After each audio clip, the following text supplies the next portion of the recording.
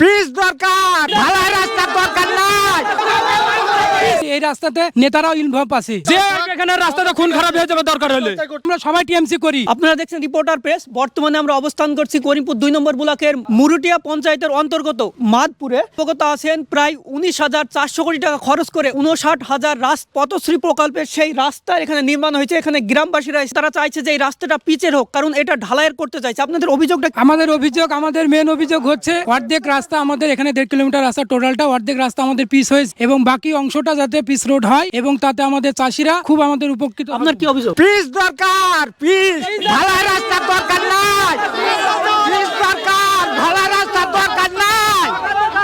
আমাদের পিচ রাস্তা দরকার, রাস্তা উসার করে ভেঙে দিন আমি দিয়ে আমাদের পিচের রাস্তার দরকার আমাদের। রাস্তা হ্যাঁ রাস্তা আমাদের এখানটায় 2000 টিএমসির ভোট, তৃণমূল কংগ্রেসের মমতা দিদি আমরা সবাই টিএমসি করি। যদি আমাদের এই রাস্তা যদি হয় তো পিচ করতে হবে এবং আমাদের ভোট নিতে হলে পিচ রাস্তা করতে হবে, নাহলে আমরা আজকে এখান থেকে মুখ ফিরিয়ে নেব। গোটা গ্রাম আমরা একসাথে আছি। মানুষের স্বার্থে যেহেতু এই রাস্তাটা হচ্ছে, সেই হিসাবে মাঠের রাস্তা ঢালাই কখনো চলবে না। কারণ যখন এখানে ট্রাক্টর বা এখানে লরি টরি উঠবে, যদি এখানে ঢালাইয়ের রাস্তা হয় তাহলে কিন্তু রাস্তা কিন্তু ভেঙে ভেঙে পড়ে যাবে। সেই জায়গায় দাঁড়িয়ে কিন্তু আমরা বিপর্যস্ত হব বারবার। আমাদের যেটা মানে অভিযোগ যে এই রাস্তাটা ঢালাই রাস্তা কোনোভাবেই হতে দেওয়া সম্ভব নয়। দাবি পিচ রাস্তা মানতে হবে, ঢালাই রাস্তা মানি না।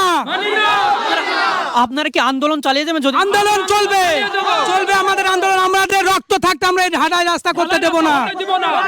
পাশাপাশি আরেকটা বিষয় দেখাবো, ভিডিওর কাছে তারা কমপ্লেন করানো পুরো গ্রামবাসীর সিগনেচার সহ তারা একটা দরখাস্ত লিখেছে এবং এটা জমা দেবেন আজকে। কালকে জমা দেবো আমরা, আগামীকালকে। ডিএম সাহেবকে কালকে এসেছিলেন, কালকে আমরা জানিয়েছি লিখিত অভিযোগ, হ্যাঁ হার্ড কপি দিয়েছি। জেলা শাসককেও তারা এই রাস্তার অভিযোগ জানিয়েছেন লিখিতভাবে। সেই রাস্তায় আমরা দাঁড়িয়ে আছি, সেই রাস্তাটা দেখানোর জন্য আপনাদেরকে চেষ্টা করব। এই যে সেই রাস্তা, বাকি রাস্তাটা পিচের হয়েছে, কিন্তু বাকি যেটা আছে এইটা তারা পিচের রাস্তা চাইছে। মাঠটা দেখানোর জন্য বলবো, এই চারিপাশে যে মাঠ, চাষিদের চাষ শেষে এই মাঠে ট্রাক্টর নামে চাষ করার জন্য, কিন্তু সেখানে পিচের রাস্তা হলে ট্রাক্টর নামা এবং উঠা সুবিধা হবে। পাশাপাশি যদি ঢালাইয়ের রাস্তা করে সেই চাষ করতে বা ট্রাক্টরে ওঠা নামা, সেখানে চাষিদের অসুবিধা হবে। সেই দিকে লক্ষ্য রেখে তারা চাইছে যে এই রাস্তা যাতে পিচের হয়। ছাগলে মেহনত হলে রাস্তা খুব কষ্ট পায়। এই রাস্তাটা ভেঙে দুদিকে নিচে নামিয়ে দিয়ে দেবেন, আমি তো উসার করে আমরা পিচের রাস্তা চাই। আমাদের দাবি মানতে হবে, আমাদের দাবি মানতে হবে।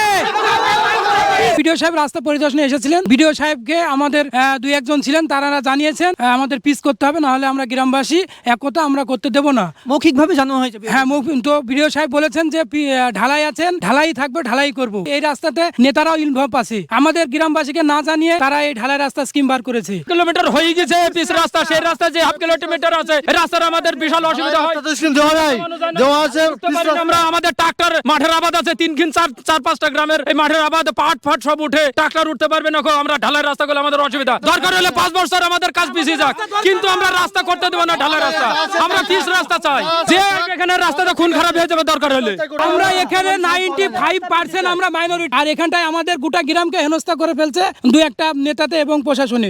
পিচের রাস্তা হবে, আন্দোলন কোনো কথাই চলবে না। দরকারে 5 বছর রাস্তা পিছিয়ে যাবে, কোনো ব্যাপার নেই। আমাদের রাস্তা পিছিয়ে চাই। পথশ্রী প্রকল্পের আন্ডারে সেই কাজ হয়েছে, এখানে রাস্তার নাম construction of cement concrete road, কংক্রিটের রাস্তা স্যাংশন হয়েছে, কিন্তু এরা চাইছে পিচের রাস্তা। সেই রাস্তার জন্য টাকা বরাদ্দ হয়েছে 34,34,278 টাকা, আপনারা দেখতে পাচ্ছেন। আর প্রায় 920 মিটার। এই এলাকাটা 90% স্বনির্ভর করে চাষের উপরে। সেই দিকে লক্ষ্য রেখে তারা চায় যে এই রাস্তাটা যদি পিচের করা হয় তাহলে এখানে চাষিদের সুবিধা হবে। সেই অভিযোগই তারা তুলছে বিডিও সাহেবের কাছে বা প্রশাসনিক দায়িত্ব যারা আছে তাদের কাছে। ধন্যবাদ।